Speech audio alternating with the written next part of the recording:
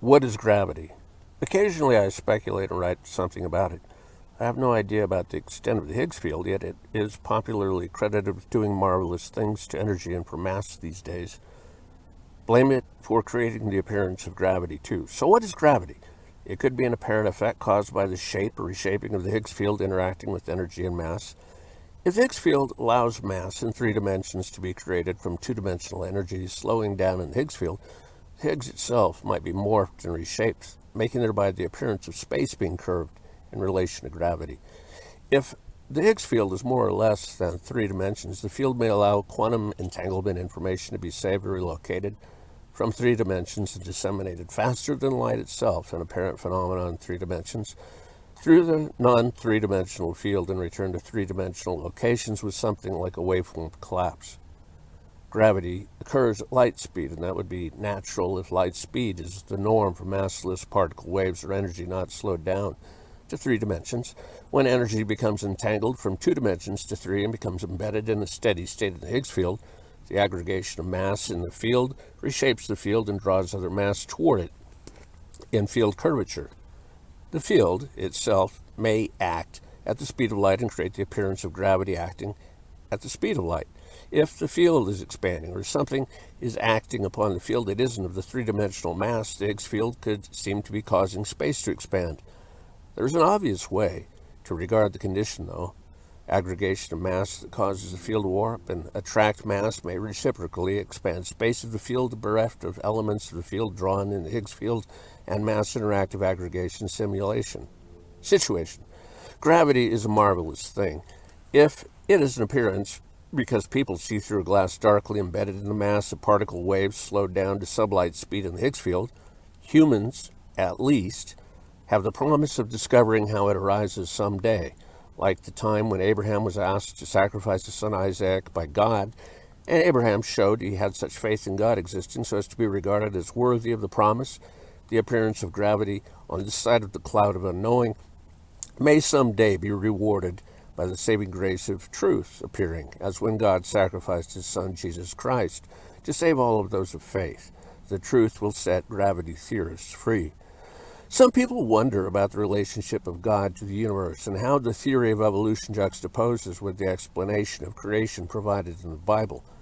The accounts of contemporary cosmology and of the book of Genesis aren't in necessary contradiction or even in conflict, as superficial reading or analysis indicates to some, though most haven't troubled to look too far into either field.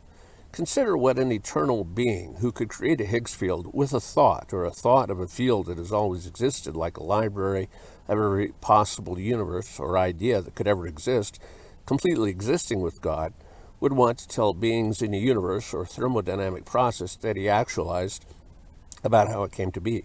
I will give a shot at imagining what kind of reconciliation he would try. Briefly, he might say, quote, I saw nothingness and brought light to it, and over a period of time, days for you, I will call them, since general relativity wasn't existing yet, nor even special relativity or energy and mass, I brought stars and dust to exist, and man evolved innocently in an Eden of blissful ignorance until they grew smart enough to cultivate orchards, plant crops, and etc. You were de facto booted out of Eden, into clothing, guilt with the knowledge of good and evil's difference, and into the realm of Cain kills his brother, able to just continue evolving in a wild format until I tried to correct your existential estrangement from my way of peace, wisdom, and so forth. Your first civilization, incidentally, was located at a spot that is now beneath the Persian Gulf. At least there was one guy who followed my warnings about the rising global sea level during the end of the Wisconsin Ice Age. He, Noah, and his family built a boat and survived the flood that drowned those wicked people that kept going on with their immoral drift of destruction. Noah's sons went out to people living south of the Mediterranean Sea and became leaders. Somewhat like the Varangian Vikings became leaders of Slavs living around the city they founded at Kiev.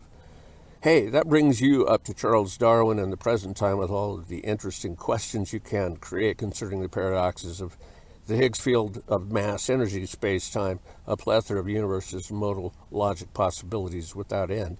It is a great time to be alive, except for the planetary destruction of the ecosphere and so forth. The problem about ignoring my son's, Jesus Christ's, prophecy concerning the great first century tribulation should have been surprising to me, yet it wasn't, of course. Some of you are still looking for a great tribulation, and take that paradigm as an excuse to keep destroying the environment and to stop building the kingdom of God up on earth through an egalitarian literate priesthood of believers. I am supposed to be resting now, though, so I'll get back to you on that. There are many interesting, unquote, there are many interesting historical researches going on today, and they have been, in addition to cosmology, that provide much information to consider for Christian philosophers and the thoughtful.